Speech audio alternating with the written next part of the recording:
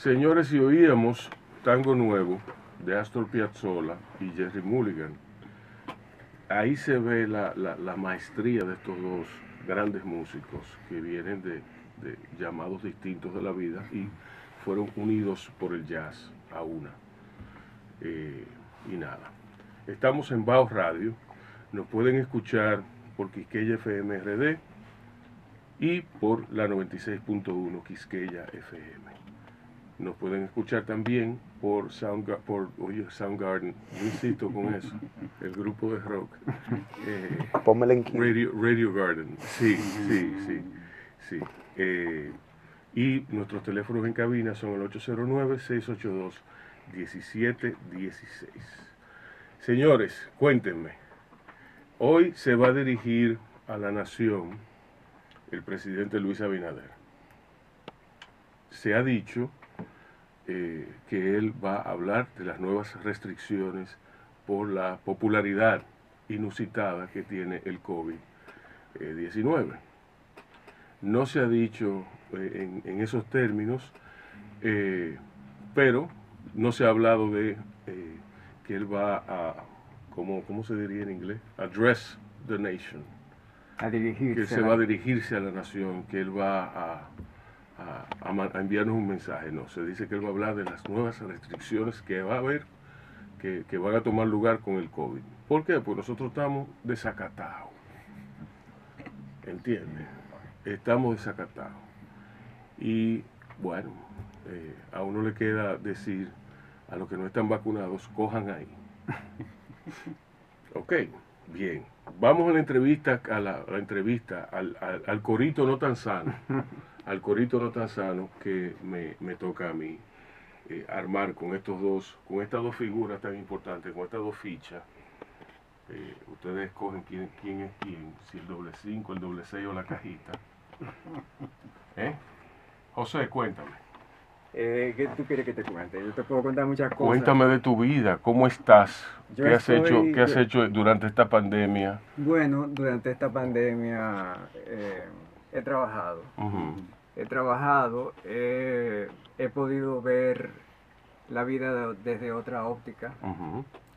Eso lo comentaba con un gran amigo mío, Halmar Gómez, le he pasado lo mismo.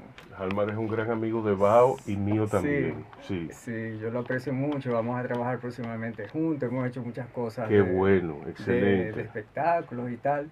Yo tengo con Halmar unos planes, unos desnudos, unas cosas. Él ahora ha hecho como un giro en su vida porque ahora está diseñando jardines. Exacto. Y diseñando iluminación para jardines. Nos fuimos por ahí en esa conversación y me dice, coincidimos en muchas cosas, y me dice que él tiene una nueva visión de las cosas, ¿no? De la realidad. Yo le digo lo mismo también.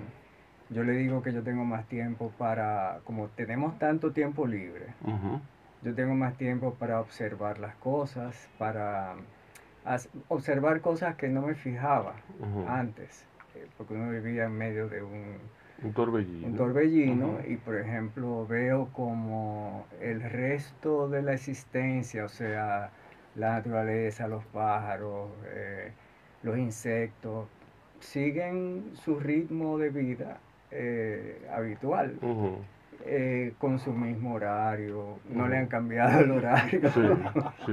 Y entonces me doy cuenta como de la perfección de la naturaleza. Entonces eso hace que uno le haga una reverencia a la madre naturaleza, vea las cosas de otra forma y trate de ajustar esas expectativas del hombre en ser más y tener más y crear más y bajar un poco esas expectativas.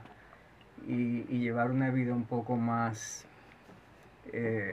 diríamos, más meditativa, más contemplativa, irse más a la esencia, al alma de las cosas. Entonces, yo me he ido por ahí, estoy revisando las cosas que yo he escrito.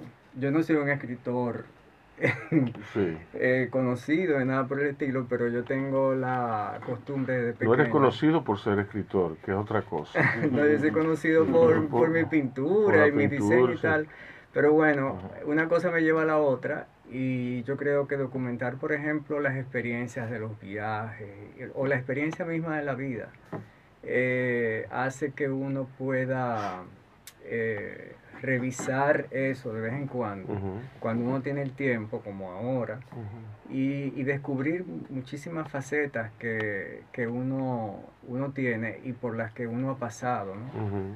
Entonces eso te hace revivir momentos, momentos felices, momentos tristes, te hace revisar poemas que no están muy bien terminados también. Sí, sí. Y también lo que estábamos hablando hace un momento, por ejemplo, revisar el buen cine, la buena literatura, eh, eh, lo, observar más.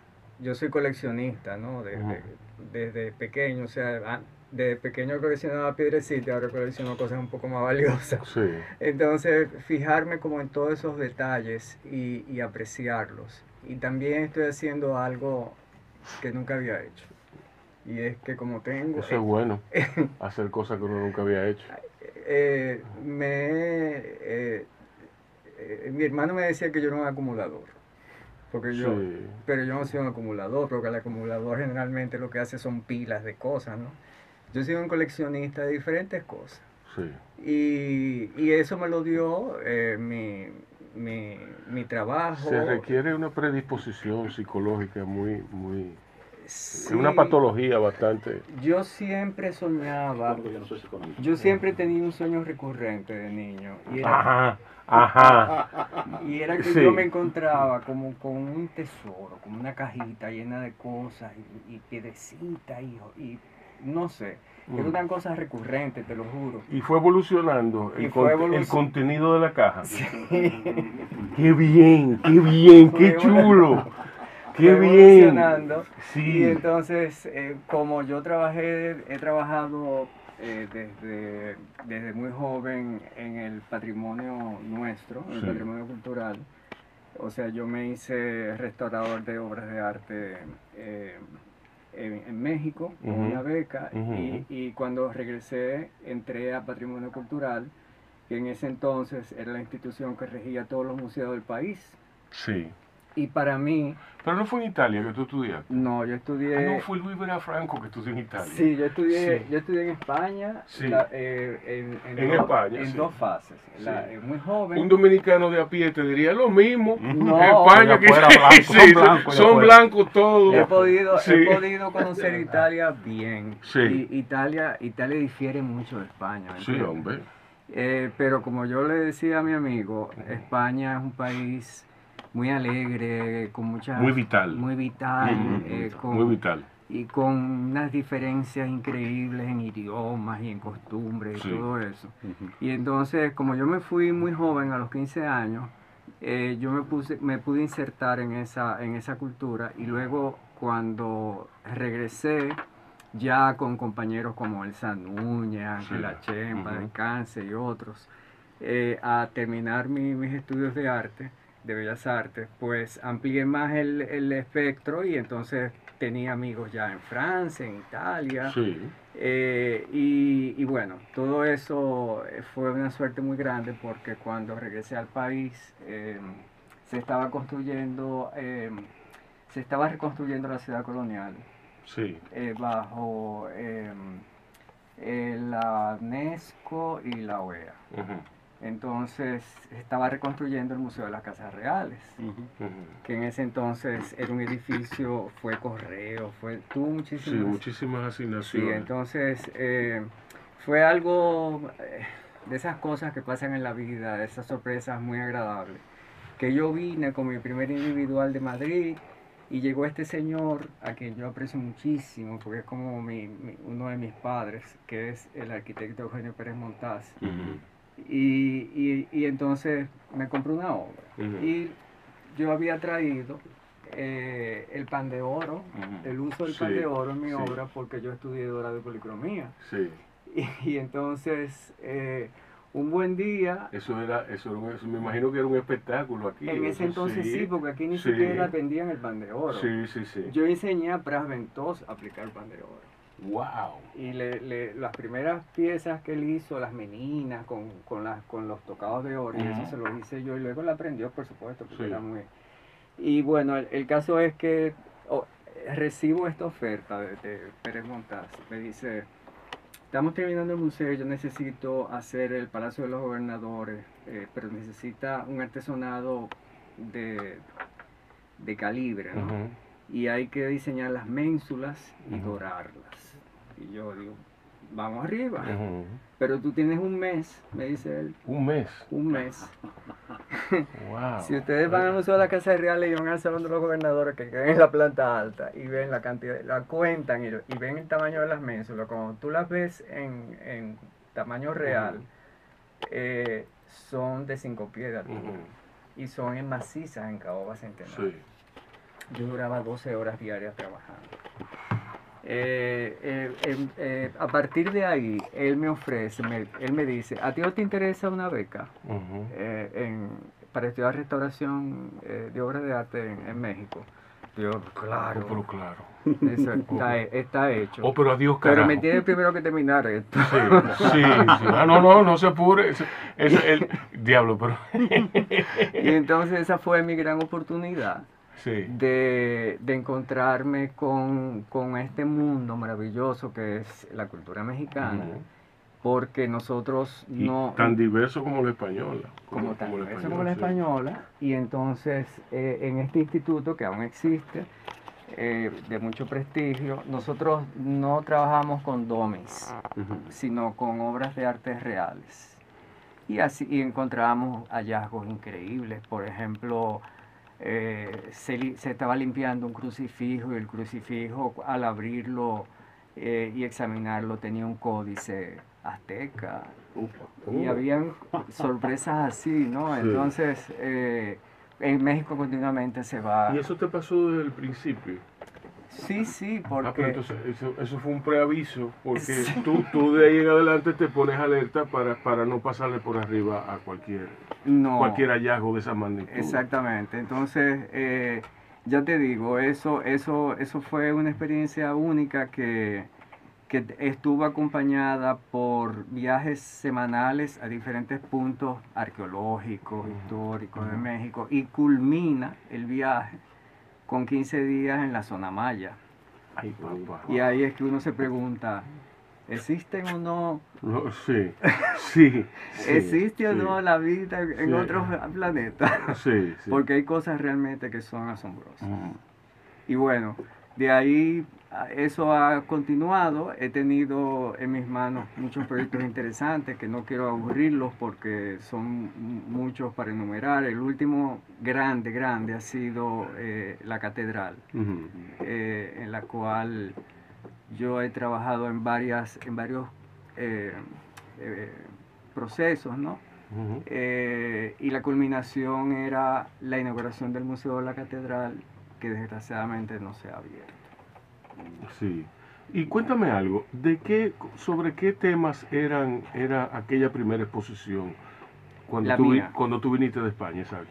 Bueno, yo tengo un gusto por el arte de fin del siglo XIX inglés, sí. El prerrafaelismo y el simbolismo francés. Sí. Entonces yo me tropecé en Madrid con una gran exposición sobre el simbolismo francés, que lo primero que me sedujo fue la entrada, porque en la entrada habían grandes afiches con citas de Marcel Proust y En busca del tiempo perdido, y casualmente yo estaba leyendo la novela. Sí. Entonces encontrarme con todas esas obras que eran de sus coetáneos y también él coleccionaba obras de ellos mismos, fue como una sorpresa increíble para mí. Y por supuesto tenía una relación, yo tengo una relación, ¿cómo te puedo decir? Como anímica, espiritual, con ese tipo de lenguaje. Igualmente con los prerrafaelitas ingleses, que ellos emularon mucho las obras de Shakespeare. Bueno, la famosa Ofelia Sí. es una de las obras más monumentales, yo diría, porque no tiene, no tiene repetición alguna. Y tuve la oportunidad de verla ya trabajando en Londres, en el teatro en el Globo, montando una obra de Shakespeare. Sí. Y entonces todas esas cosas te van, aunque tú no lo notes, no lo notes, tú lo vas sacando, regurgitando, lo vas sacando, y aún yo lo sigo regurgitando, ¿me entiendes? Sí. Porque eso ha quedado muy grabado en mi memoria. Y también son conexiones que uno tiene con diferentes tipos de arte. ¿Qué te digo? Por ejemplo, todos los géneros a mí me gustan, pero hay unos más que otros, por ejemplo. Y tengo épocas. Por ejemplo, hay épocas que me encanta Kandinsky, que me gusta Paul Klee. Siempre en Europa. Porque yo te imaginaba como un amante de la escuela del Hudson River de Nueva York, ¿tú me entiendes? Ese ambiente natural, pero al mismo tiempo esa obra majestuosa, que son esos atardeceres fabulosos. Sí, a mí, bueno, los Estados Unidos es un tema también muy interesante. Es como otro tema. Es otro tema, pero también los Estados Unidos ha tenido la suerte de que fueron a parar grandes cerebros. Grandes artistas. Ellos lo hicieron una política de Estado, de hecho, desde siempre, no solamente en la Segunda Guerra Mundial. Entonces... con científicos también. Sí, con científicos, pero que no fue un asunto... La Segunda Guerra Mundial enfatizó todo aquello. Y los grandes músicos, los grandes pensadores, grandes creadores. Por ahí yo Stravinsky fue a parar a Hollywood. Y tú me entiendes, o sea, esas películas de Hollywood de antaño tenían bandas sonoras hechas por grandes compositores. Exacto. Entonces, tampoco hay que olvidar que, por ejemplo, la viuda de Gustav Mahler, Alma Mahler, se radicó en Nueva York y murió allí. Y que, por ejemplo, Martha Graham fue compañera de Isamu Noguchi, que dejó su colección la dejó para el Estado, o sea, se puede visitar el Jardín Noguchi de esculturas. Y entonces es un país donde hay muchas influencias. Grandes influencias. Por eso es un país tan particular. Es una cultura tan particular, ¿me entiendes? Sí, diversa. Ay, Dios. Miren, señores, vamos a oír entonces una musiquita. Vamos a oír de Chet Baker y Paul Desmond, Together. Y luego volvemos con más de Leonardo Díaz y de José Miura. Ok, así que quédense por ahí que hay más de Bao. Señores, y José Miura introdujo una visión al tema que fue muy reveladora, que yo quiero traerlo a tu confín, Leonardo. Y es el de que ha habido una revisión, como un disminuir la velocidad, de contemplar las cosas como son, de tomarse el tiempo, tomarse la libertad, dejar de pensar en el dinero, dejar de pensar en... ¿Tú me entiendes? ¿Dónde a raíz de la pandemia? Hay un debate con respecto a eso. Si realmente la pandemia nos cambia de manera realmente estructural, o si realmente todo es un aparente cambio y cuando termine todo esto la gente se olvida de todo y volverá a la normalidad. Eso fue uno de los debates filosóficos en Europa sobre eso, fue sobre esa cuestión. Es que esto no va a cambiar, esto no va a volver a la normalidad. Bueno, digamos lo que se llama la nueva normalidad. Sí, la nueva normalidad. La nueva normalidad. Entonces, sí, también hay una cuestión. Hay personas, por ejemplo, que tenían o tienen un determinado hábito hacia, por ejemplo, el pensamiento, hacia la lectura, que puede profundizar en el contexto de esta pandemia esos hábitos.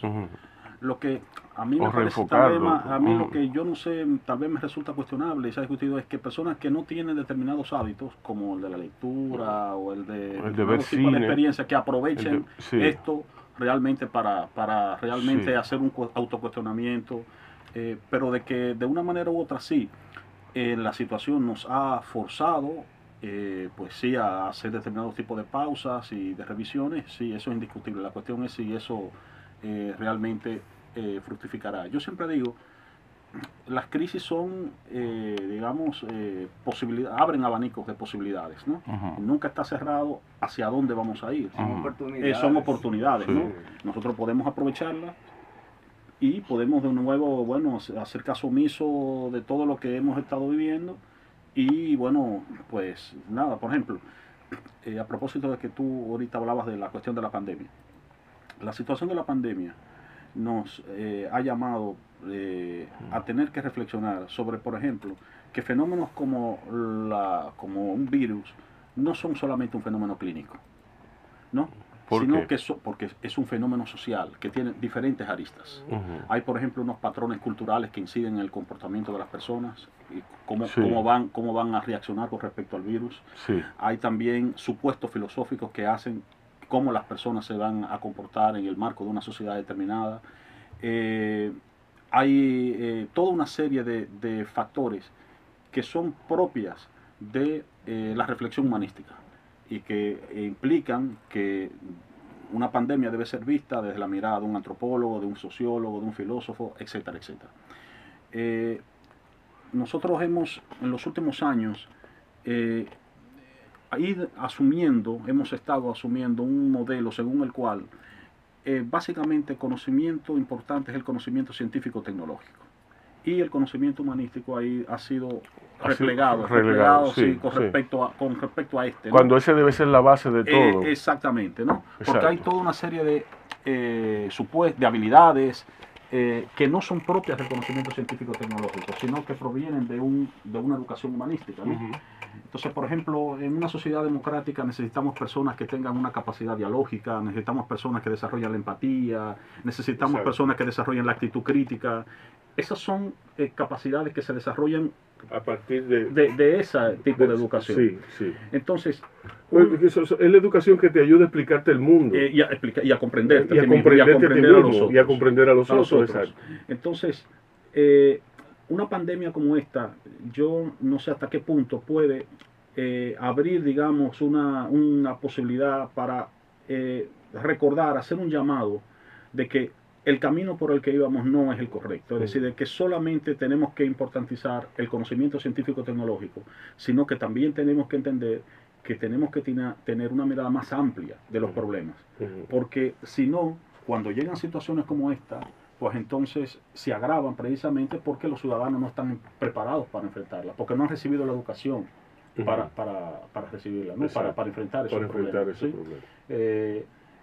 Yo recuerdo, durante esta pandemia, yo tengo una columna permanente en Acento todos los jueves y dediqué muchos artículos a reflexión sobre la situación de la pandemia. Entonces, una de las cuestiones que abordé fue el problema de cuando determinados tipos de medidas coercitivas como las que estamos viviendo entran en contradicción con determinados patrones antropológicos.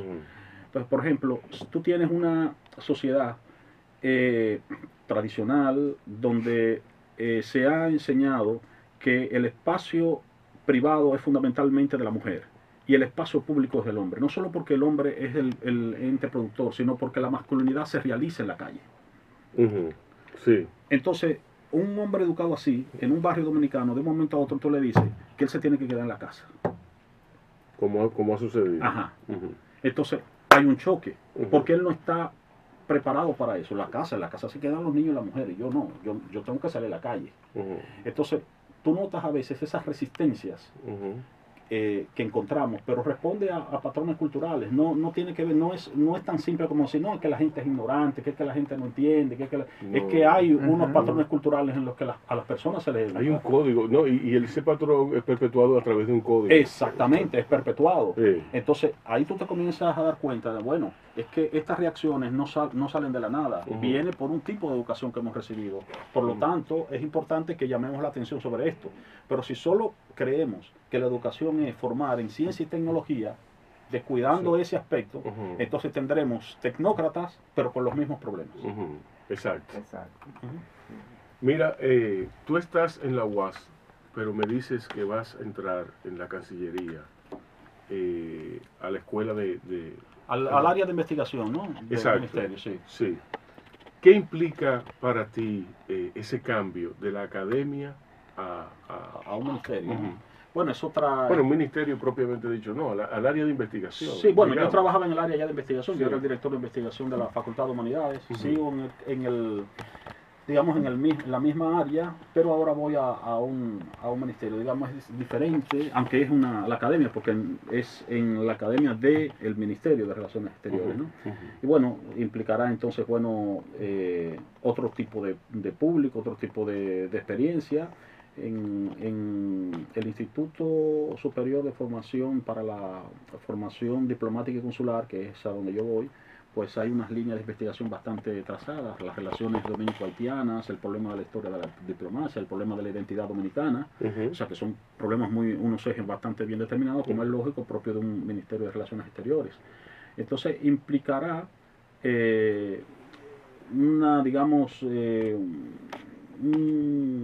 una variante con respecto a ciertos tópicos, pero no están totalmente desconectados, porque por ejemplo, un tema muy importante, el de los derechos humanos, por ejemplo, también que se trabaja, ¿no?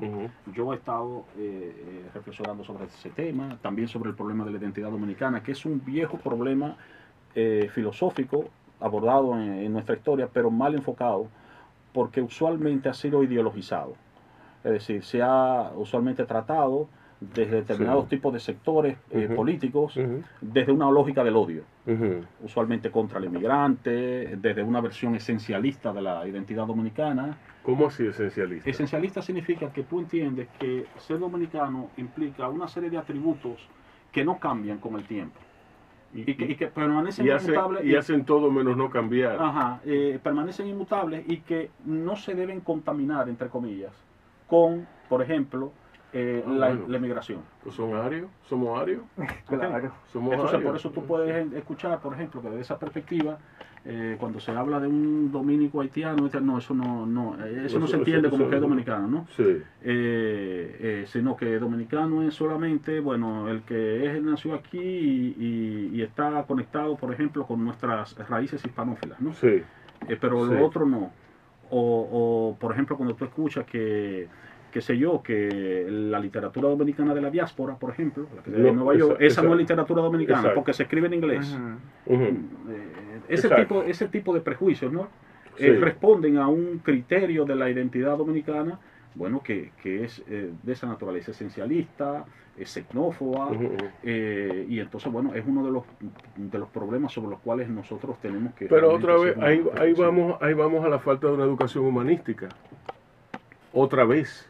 Porque es que si hubiera una educación humanística, ese problema quizás se viera paliado, disminuido considerablemente. ¿Tú me entiendes? Sí, una educación, no solo desde el punto de vista, ojo con esto, filosófico. Pero algo muy importante, una educación que no es solamente intelectual, sino una educación emocional. Sí. Exacto. Ese es el punto fundamental.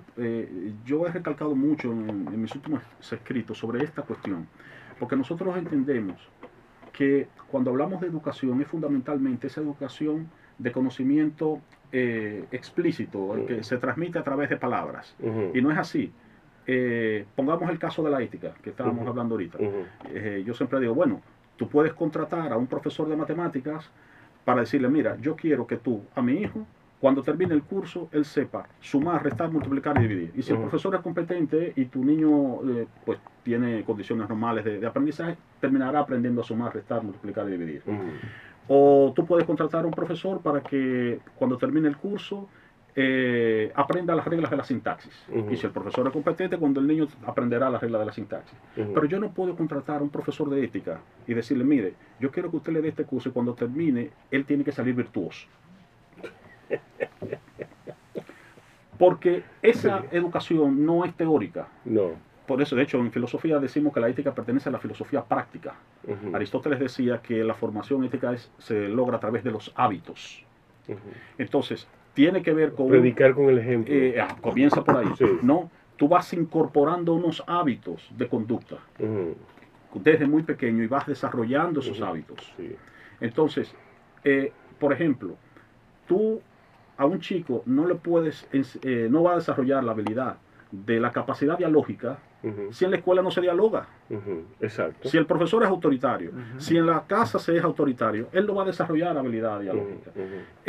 Tú no vas a lograr que un niño desarrolle la habilidad de la empatía si él no se ve expuesto a situaciones de empatía. Por ejemplo, el teatro es una magnífica fuente de educación para que el niño, el joven, la niña desarrolla empatía. Pero aquí nos hemos olvidado del teatro como fuente de educación. No, porque se ve como algo accesorio. Nos hemos olvidado totalmente, lo hemos olvidado. Se ha convertido en fuente de diversión. Sí, eso es. Exacto. Eso es. Se ve como algo accesorio para tú entretenerte, pero no, para no botar se, el golpe. Exacto. Sí. Pero no se le ve la función fundamental formativa. Para botar el golpe, ok, pero eso no produce goce. No. Que el fin de todo arte es el goce, el fin último, pero después se desprenden de ahí muchísimas ideas trascendentales asociadas al goce. Claro. Y al disfrute y a la trascendencia. No es botar el golpe. Eso, no, ¿tú me entiendes? Lo digo porque aquí hay un dicho muy dominicano que esa película es de risa. Sí. Entonces la gente piensa que para ir al cine hay que reírse obligatoriamente, pero tú puedes ir al cine y emocionarte, y llorar, y que te causa. El teatro tiene la ventaja de que es una fuerza liberadora. Entonces, yo he visto en talleres de integración de artes escénicas que he tomado y eso, yo he visto casos extraordinarios como que le han pedido a una chica principiante que haga un ejemplo de lo que ella quiere presentar y se ha desnudado. Y se ha desnudado y de repente el director del taller me ha mirado y me ha dicho, pero es que ella sentía que tenía que liberarse. Luego eso... Pues, qué belleza. Imagínate tú, por ejemplo, cuando en una obra de teatro te toca hacer el papel de un personaje cuya concepción del mundo es totalmente opuesta a la tuya. Sí. Eso es ahí se prueba si tú eres un actor de verdad. Pero eso te da un entrenamiento de tú situarte, de ponerte en sus zapatos, de comprender por qué ese individuo puede pensar de esa manera. ¿Ves? Sobre todo porque no piensa como tú. Exactamente, eso es. Bien. Es importante. Las artes son importantísimas. Entonces, bueno, a mí me gusta mucho hablar con Leonardo porque es revelador y él le pone nombre a cosas que yo voy, que es como que él la junta, las agrupa, las organiza y me dice, mira, esto es tal cosa. Claro. Mira, entonces, vamos a ver qué dicen los filósofos de moda, como Slavoj Žižek y Byung-Chul Han. Él no es filósofo, él no se comporta como un filósofo, ¿entiendes? Sí, entonces yo tengo problemas con esa logorreica, ¿me entiendes? Sí, no, porque él se va en una, él se va, tú lo notas, cuando él escribe un artículo sobre Blade Runner, 2049, que fue un artículo que es que si el niño en el nuevo sistema capitalista, cuando él dijo eso, yo dije, no, ya este tipo abandonó la realidad. Yo paso un poco más a Byung-Chul Han, sobre todo por su escritura. Y además tiene un tipo de escritura que es muy propio para nuestro tiempo, porque son libros de filosofía que le podemos criticar a las obras de Byung-Chul Han. Si bien tienen ideas que son muy interesantes, que digamos que son heurísticas, es decir, que proponen para un debate, para una investigación, los textos de él están llenos de muchas frases cohetes, que cuando tú estás esperando la argumentación, que se supone que es lo típico de un texto de filosofía, entonces ya él salta a otro texto, a otra idea. Entonces tú te quedas siempre como esperando. Una concatenación de ideas sin explicación. Sin justificarse, sin la justificación, sin la argumentación de lo que tú estás diciendo. Entonces son muchas tesis tajantes, pero que no tienen una argumentación. Entonces ese es otro de los problemas que yo noto que pasa con Byung-Chul Han, ¿no? Que es muy propio, estamos en eso, vivimos el tiempo de eso. Sí. Si tú te pones a ver... Sí. Pero uno agradecería tal vez un texto que puede ser breve, con menos temas tal vez tan imbricados y más desarrollados uno. Y vas escribiendo los otros libros, como en todo modo él lo hace. Exacto. Sí. Bien, señores, vamos a oír ahora el boletín noticioso que nos tiene preparado el departamento de prensa y luego seguimos con más contenido con José Miura y Leonardo Díaz. Señores, escuchábamos a Ibrahim Ferrer, porque es que José Miura mencionó Cuba. Entonces a mí se me mete una vaina cuando me mencionan Cuba, se me mete lo hace, la vaina. ¿Tú me entiendes? Una cosa me da. Y ya entonces me casé con Cuba. Aquí vamos a oír a otro, pero espérense ahí. José, ¿cuál es tu comida favorita dominicana? El sancocho. A mí me gusta mucho el sancocho también. ¿Verdad? Me gusta mucho. ¿Verdad? ¿Tú lo haces el sancocho? No, yo no sé cocinar. Yo sé cocinar lo básico. ¿Qué es lo básico? Bueno. ¿De comida dominicana? No, yo sé hacer tortilla española. Sí, pero eso no es. Pero vean acá, eso no es lo básico. Básico de espagueti. Oh, sí. Sé hacer espagueti. Con salsa de tomate y dale para adelante. Exacto. Sé hacer unos arrocitos lo más buenos. Pero no. Sí. Bueno, es que yo viví solo. Tú no te mueres de hambre. Digo, no, tú estás más allá. Yo estoy casi muerto de hambre. Porque ya yo no encuentro qué comer.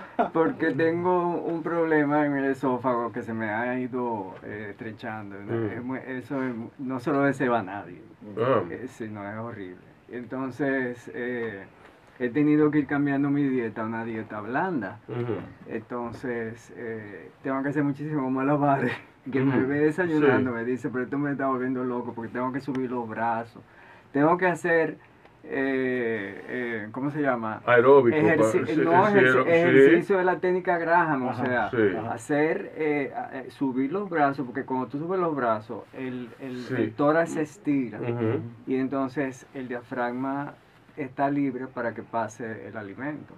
Y una serie de cosas extrañísimas, hacer contracciones abdominales. Pero mira, ¿tú te imaginas él desayunando en un restaurante? No, yo no. Todo el mundo lo ve. En Nueva York nada más serían tolerantes. Tú sabes lo que yo hago. Yo voy a un restaurante comido. Y entonces yo lo que pido es, los mozos se quedan como, este señor está como de remate. Porque yo le digo, mire, tráigame una copa con 4 bolas de helado, una de tal sabor, una de tal sabor. Porque yo soy muy dulcero y también el azúcar te ayuda a... Porque llega un momento que uno se desfallece, tú sabes. Sí. Pero eso ha sido también algo que la pandemia ha tenido que ver con mi situación, que no está solucionada, porque tiene mucho que ver con el estrés. Ajá. Sí. O sea que a ti se te estrecha el esófago por el estrés. En principio yo espero que sea eso. A mí debería darme eso temporalmente. Tú sabes que no, lo que yo creo es que tú eres de la persona que maneja el estrés comiendo. Adivina donde yo terminé de comprender lo que es la disfagia. En la última película de Pedro Almodóvar. Sí. Exacto. En esa película, él lo operan. Sí. Al final, no sé si tú lo recuerdas. Sí. Y es porque mi gastroenterólogo hace 5 años, cuando me lo diagnosticó, él como que no se enfocó bien en lo que podía pasar, ¿no? Que yo iba a tener un periodo de una tensión muy grande por ciertos motivos y luego por la pandemia, etcétera. Y a veces yo no encuentro qué comer, entonces me he acostumbrado a comer puré. Puré con... ¿Ni un mangucito? No, el mangú es muy seco. No, pero si yo te hago un mangú, tú lo haces bien. Me lo vas a agradecer. Sí. Entonces, y a mí yo pasaré a ser la diosa del mangú. Para mi hermano. En tu Parnaso. La Cali del una ninfa gorda vestida de verde. Sí. A mí me encanta. Con un traje hecho de plátano, de hoja de plátano. Sí. Y entonces también he descubierto el jugo espeso, así como néctar de mango. Ah, sí. No, sí. Porque tengo la suerte de que donde yo vivo. Oye, pero tú eres dulcero, sí. Sí, tú eres dulcero. Pero eso es una cosa que yo llevo desde niño, porque a mí me bajaba mucho el azúcar. Y en esa época, yo no sé, en época, ya tú sabes, del siglo XIX. Pero tú debes revisar con un endocrinólogo si tú eres diabético. No, yo no soy diabético. ¿No eres diabético? No, yo fui hipertiroide. Ok. Entonces siempre fui un niño muy delgado. A mí no me interesaba la comida, honestamente. Ahora sí. Cuando me hice adulto me interesa la comida. Pero ven acá, ¿entonces come mucho sancocho? Sí, yo como mucho. Ya estoy hasta aquí. Sancocho. ¿Cómo es compatible, verdad? Que sancocho con la dieta que hay. El sancocho no te creas que es completo, hay que pasarlo por la licuadora. El sancocho sí, no, porque el sancocho sí. El caldo. No, y cuando tú vienes a ver, todo el sancocho es caldo, o sea, que tiene el zumo ahí de los vegetales, de las carnes, de todo. ¿Y la tuya, cuál es? ¿La qué?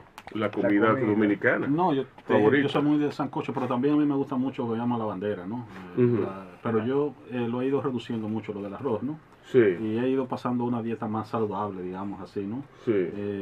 Pero sí, a mí me gusta. Más de acuerdo con tu edad. Yo lo que sí tengo es un pecado, ¿verdad? En la cultura dominicana. Y es que tú no me vas a volver a invitar más a este programa aquí. Y es que yo no como aguacate. No, pero está bien. Por eso. ¿Que tú no comes aguacate? No. Hemos tenido discusiones de Facebook por eso. Pero tú no puedes vivir en México, entonces. Me gusta mucho y en la cultura dominicana. Yo sé, no me lo ponen. Elabora, por favor. ¿Tú has probado el aguacate? Sí, claro. Yo creo que se debe a que yo tengo un problema con los alimentos que son verdes. Ajá. ¿Y cómo tú pero todavía verdura, pero yo no soy. ¿Cómo tú haces con el sancocho? No sé. Yo tengo rara vez yo como cosas que tienen verde. Sí, que son verdes. O sea, tú no comes guandules. Tampoco como guandules. O sea que tú no comes ni lenteja, ni lechuga. No, tampoco. O sea, los alimentos que tienen el color yo como que no sé por qué. No. ¿Pero te gustan otros colores de vegetales? Rojo, sí, naranja, sí, totalmente. Sí. Bueno, tú tienes un daltonismo vegetariano. Parece. Gustativo. Es gustativo. Sí, porque es verdad. Y yo digo que aquí a la comida a la comida dominicana nuestra, le hace falta color. Le hace falta color. Sí. Pero José, no, explica. Esto está interesante. Está interesantísimo. Explícate. Bueno, me explico. Por ejemplo, compara una comida italiana normal, así típica, con una comida dominicana, diríamos la bandera, ¿no? La comida italiana tiene mucho color. Sí. Tiene rojo, verde, tiene blanco, tiene el amarillo del queso. Pero la dominicana, cuando tú mezclas el arroz con la habichuela y le pones un plátano, ya sea verde o maduro. El aguacate, la lechuga, el tomate, un colorcito, sí. La salsa, el pollo. O sea, ¿qué más color tú quieres que tenga? Un chin más de color. Un chin más de color. No. Tú lo que quieres es que la comida dominicana se convierta en italiana. No exactamente, no. Pero es la combinación de los colores, sí, que tienen una cierta viveza. Yo creo que esa influencia que nosotros tenemos de ese tipo de comida, que bueno, era la comida de los esclavos y de los indígenas, que carece de colores, ¿no? El casabe no tiene color, el casabe, la yuca, el plátano, esos cocinados que se hacían, esos sancochos que se hacían antes, son generalmente, ¿cómo se le dice? Sancocho prieto. Sí. ¿Entiendes? Entonces, yo encuentro que la comida dominicana le falta color. Se le han puesto con la nueva gastronomía y tal. Sí. Tú tienes razón. Sí. Pero, por ejemplo, en el Cibao hacen el sancocho de habichuelas rojas con plátano maduro. Sí. Y eso le presta un dulzor al producto terminado. Sí. A diferencia del de aquí, que es mucho con naranja agria, que es muy... Pero naranjoso. fíjate que ahora que hay una nueva corriente en la gastronomía y todo el mundo está estudiando para chef y todo eso, entonces lo que hacen los chefs es adornar con los alimentos que tienen color el plato, ¿no? Sí. Aunque sean un simple adorno, ¿no? Sí. Para hacerlo más atractivo a la vista. Por ejemplo, para un niño que no tiene buen apetito, como fue mi caso, era muy duro para mí fajarme con un mangú. Con un mangú así, plum, y que no tuviera como un colorcito, etcétera, etcétera. Entonces, mi mamá fue como inventándome cosas para que yo pudiera comer con más gusto, ¿no? Sí. A mí me duele mucho, a mí me dijo un primo mío una vez, que, bueno, yo como con los ojos. Sí, tú eres todo el mundo. No, todo el mundo no. Todo el mundo no. Había una comida bien como tirada, como servida así. Sí. Y dije, coño, ¿qué tiraste esa comida? Y él me dijo, ¿cómo así? O sea, que qué fea está, que fea se ve. Sí. Se ve poco apetitosa. Sí. Y él me dijo, no, pero yo no lo encuentro así, Y yo constaté luego que en su casa la sirven así porque nadie... Sí, o sea, es cierto. Lo que pasa, la frase es como, la comida se inicia por los ojos. Sí, creo que comienza con los ojos. Entra por los ojos. Por los ojos, sí. Pero sí, tal como tú lo dices, también esa sensación que tú tienes también es fruto de una sensibilidad que tú has desarrollado. Y ciertamente es muy probable que no sea tan común. Por eso inclusive, fíjate que, qué sé yo, tú puedes entrar a un lugar, ¿verdad? Y tú ves la comida y por la manera en que está presentada, como se ve, tú te vas. Me animo o no me animo. Mientras que hay personas que entran, no importa, y sencillamente se sientan a comer, porque eso no les choca. Exacto. Sí, tiene que ver también con una sensibilidad. ¿A ti te gusta la berenjena? Me encanta, la berenjena me encanta. Pero asada. Me gusta de todas formas, porque la berenjena es muy versátil, pero volviendo al tema del color, bueno, también yo lo veo desde el punto de vista pictórico, ¿no? Sí. Porque, como es natural. Como es natural. Sí. Entonces, fíjate que un asiático te puede preparar un plato muy básico, pero te lo sirve en una hoja. Exacto. Sí. Tú lo comes con las manos, etcétera, etcétera. Entonces, ya hay un acercamiento más, ¿qué te digo? Más exótico, más atractivo. Te hace que la comida sea más atractiva al tenerla así, ¿no? No es lo mismo, por supuesto. Hay todo una cultura sobre la comida y sobre la presentación de la misma. No es lo mismo comer en un bello plato, con una bella guarnición, que comer en un plato de estereofón. Claro. ¿Entiendes? Entonces, que se te cae y se rompe con una cuchara. Entonces, hay toda una cultura que rodea eso. Que aquí ha variado mucho el tema, porque aquí ha cambiado. Hay muchas personas que han escogido esa profesión de cocineros, ¿no? De cocineros gourmet. Sí. Y también somos ya una sociedad más en contacto también con otras culturas, con otras formas de cocina. Claro. Tenemos un segmento poblacional que ya está más en contacto porque ha viajado, etcétera, y va desarrollando también ese tipo de gustos, ¿no? Y de sensibilidades. A mí en particular me asombra cómo el chicharrón ha dejado de ser, en la percepción popular, ya no se asocia en la nueva generación con Villamella. A mí eso me asombra. Hugo Pork. Gracias a Hugo Pork y a muchos, al chicharrón light, ¿cómo es? Cerdo Centro. Cerdo Centro, pero está el Chancho Gusto. No lo conozco. Sí, Chancho Gusto. Para la industrialización siempre implica una especie de desapego. De enterramiento de viejas prácticas culinarias que eran muy autóctonas o locales, y su sustitución por procesos mucho más industriales, ¿no? Eso sí, pero o sea, freír chicharrón es lo mismo ahora y siempre. Sí, pero yo no me refiero a cómo se hace, sino al hecho. Te voy a poner un ejemplo. Yo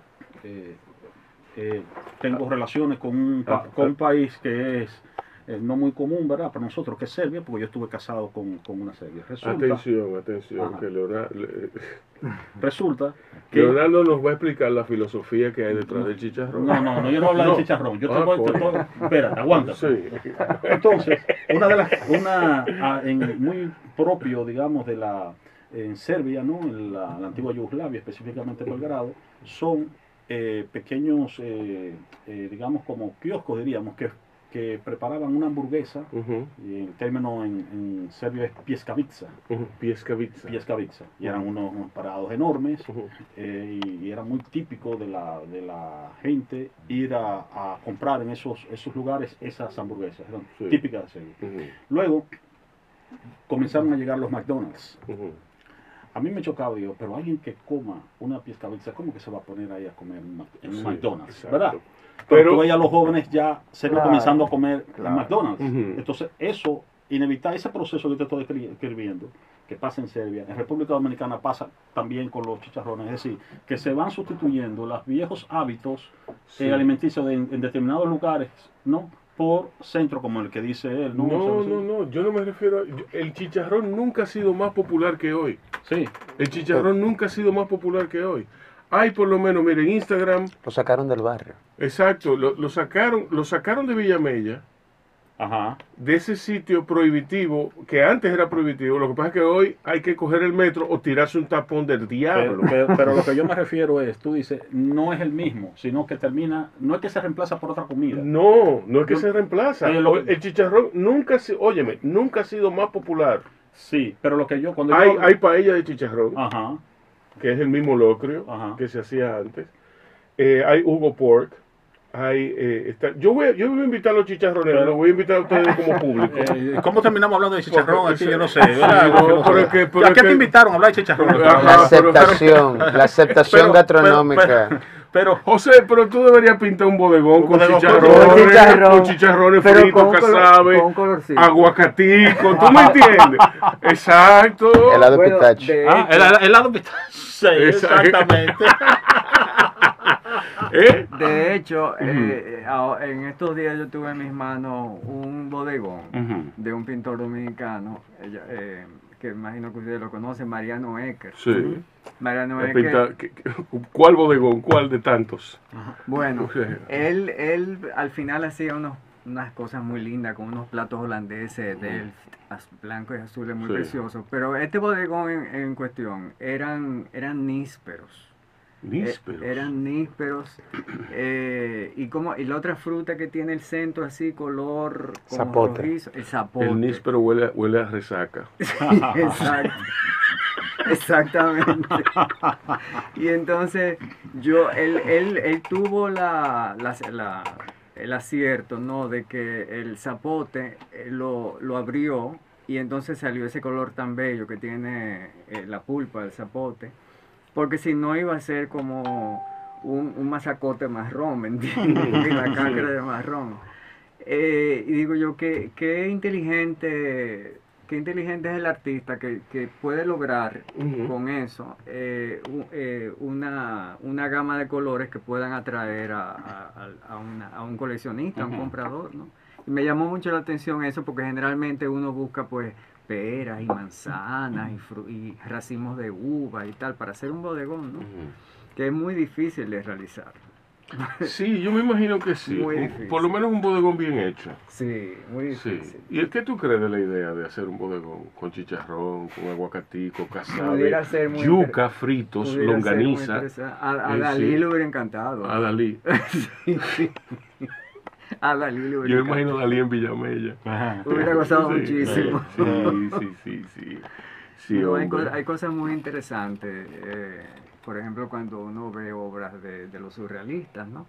Yo tengo la suerte de que conozco grandes coleccionistas dominicanos que coleccionan obras de surrealistas dominicanos. El que más conocemos es el maestro Tobar, sí. Pero hay otros que hicieron su carrera fuera de aquí y que no son tan conocidos y que tienen obras tan exquisitas como las de Dalí. Y en ese mundo, que imagino que para ti debe ser muy interesante, bueno, pues está el subconsciente aflora completamente, ¿no? Entonces hay muchísimas imágenes que el otro día, yo tengo una en mi estudio en proceso, de un pintor peruano que precisamente vive en París y exhibir junto con Iván Tovar. Y entonces es una figura de una mujer como una diosa, con el pecho descubierto, muy hermoso y tal. Y el único detalle que que te llama la atención es que ella está sosteniendo un hilo en una mano, pero del hilo pende un péndulo. Entonces el dueño me preguntaba, ¿y qué significado tiene el péndulo? Y yo le dije, bueno, tiene muchos. Pudiéramos hablar todo el día de eso. Sí. A mí me vienen a la mente, y no he visto el cuadro, como 7 significados. Ajá. Sí, pero lo voy a dejar ahí, para la paz, para que reine la paz. Yo creía que porque todavía estamos en un horario que no... Bueno, eso también, yo no quiero que me voten de aquí, yo estoy muy cómodo en este horario. Ya.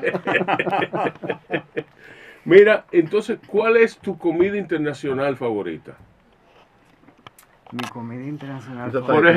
Por ejemplo. Tú no lo vas a poder creer. Por ejemplo, yo cada vez que voy a Nueva York, cada vez que voy a Nueva York, yo puedo ir a Le Bernardin, yo puedo ir a Le Parker Meridian, yo puedo ir y comprobar y visitar toda la alta cocina de Nueva York. Sin embargo, siempre voy a Sargis. Sargis es un diner que hay en la 38 con Segunda Avenida, y en Sargis yo pido un baby back rib con brócoli y espinaca. Siempre lo pido, porque eso es una ensoñación. Es el primer plato que yo pruebo allí y en cualquier otro sitio que me saca, que me transporta a tiempos pasados que yo no conocía. ¿Tú me entiendes?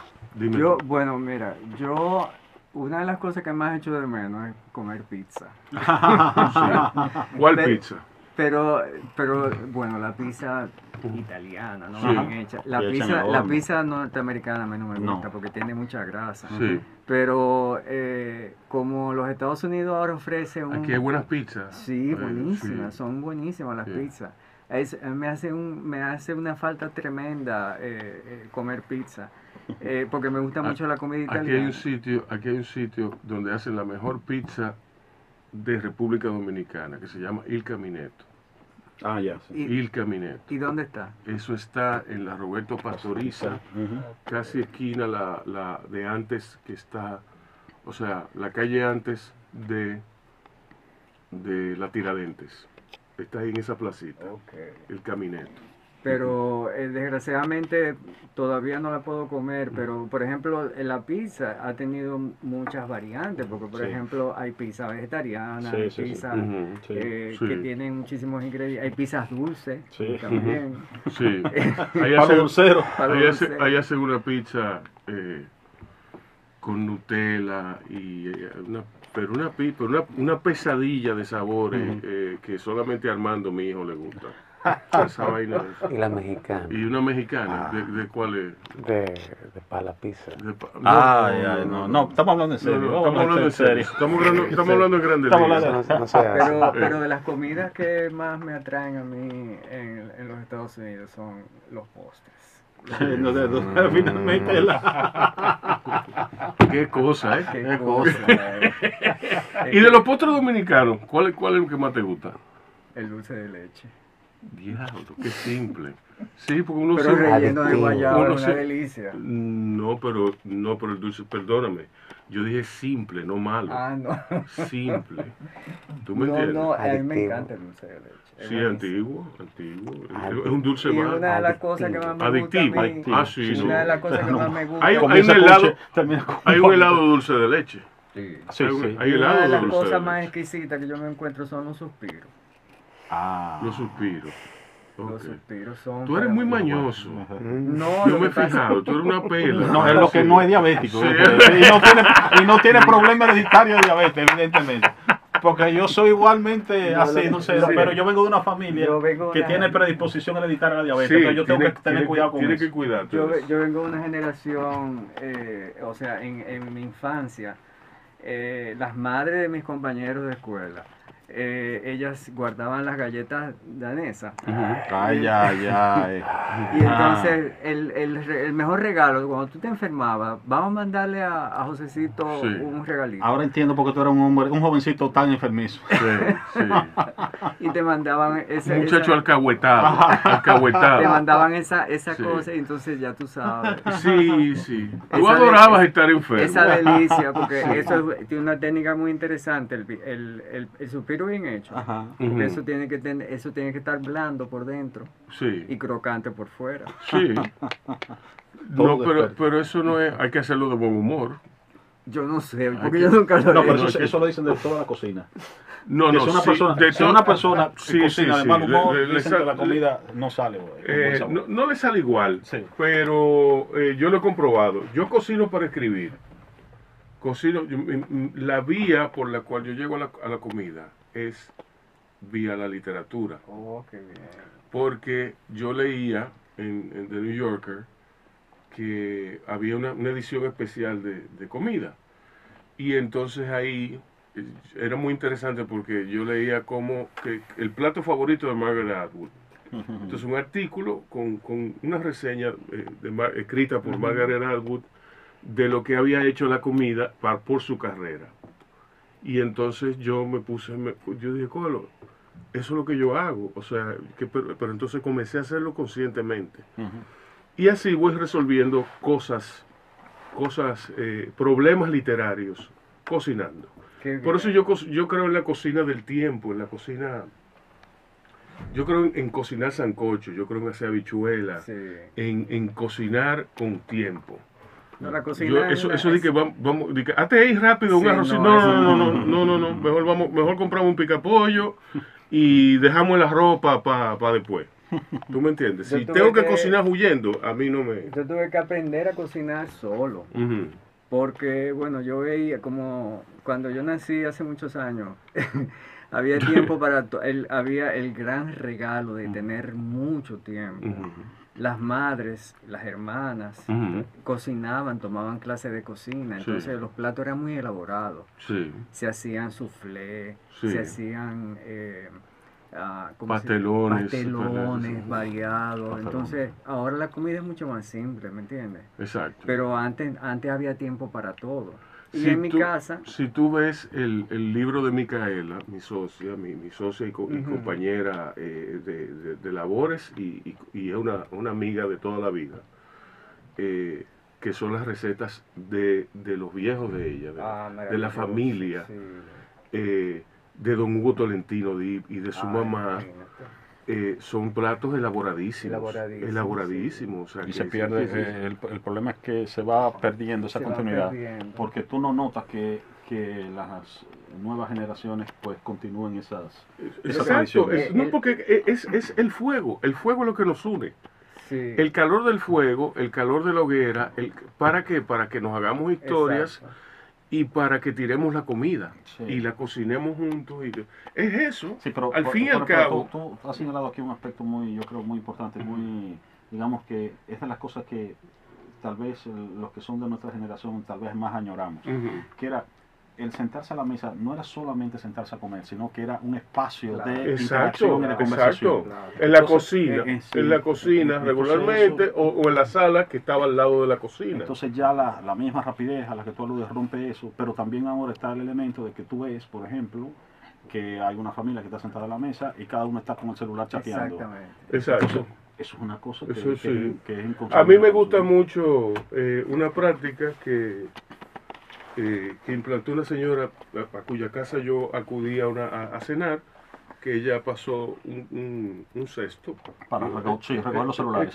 Este es su celular ahí, y lo puso ahí. Nosotros vamos aquí vamos a cenar y vamos a hablar todos. En mi familia, como mis abuelos, tanto por parte paterna como materna, eran venezolanos, la comida era algo sagrado. El abuelo era quien abría la comida y había que hacerle sopa de entrada. Sí. Y entonces todo era o sea, uno podía sentarse en camiseta ni nada por el estilo. No, todo. yo odio, y eso mis hijos no lo hacen ni nada. No, entonces era todo. Sentarse en camiseta, ¿no? No, entonces era todo muy, ¿cómo se llama? Organizado. Había tiempo. Bueno, el tiempo era un lujo. Ahora el tiempo se ha convertido en un gran lujo, pero en ese entonces yo no puedo concebir cómo se cerraban los negocios a las 12 del día y se abrían a las 2. Pero tú tenías tiempo de llegar a tu casa, cambiarte de ropa, comer y hacer una siesta, volver a cambiarte y ir al trabajo. Sí. Exacto. Bueno, en la conversación que tenemos ahorita, una de las cosas que a mí me atraía de España era ese elemento. Yo en España veía que llegaba a las 2 de la tarde y el individuo cerraba el negocio. Sí. Se iban a almorzar y a hacer su siesta. Sí. Entonces, y es propio de los países que están cercanos al Ecuador por el inmenso calor que hace. Sí, correcto. Tú me entiendes, es una cosa, cualquiera sale despavorido, ¿tú me entiendes? Pero yo sí recuerdo a mi papá iba a mi casa, se quitaba la camisa, después de comer, se quitaba la camisa, la ponía en su percha o la ponía en el ¿cómo es? En el colgador, del saco y todo, lo ponía ahí y se tiraba un rato a dormir. A echar una siesta. Se levantaba a las 2 de la tarde, se iba, enfilaba. Y a las 6 se daba una sirena. Exacto, sí. Señores, vamos a seguir vamos a seguir oyendo música. En esta ocasión nos vamos por la línea del chicharrón, nos vamos para África, montados en 2 pedazos de cuerito, y vamos a oír a Afel Bokum, Avión, ¿ok? Quédense ahí con nosotros que seguimos con más de José Miura y Leonardo.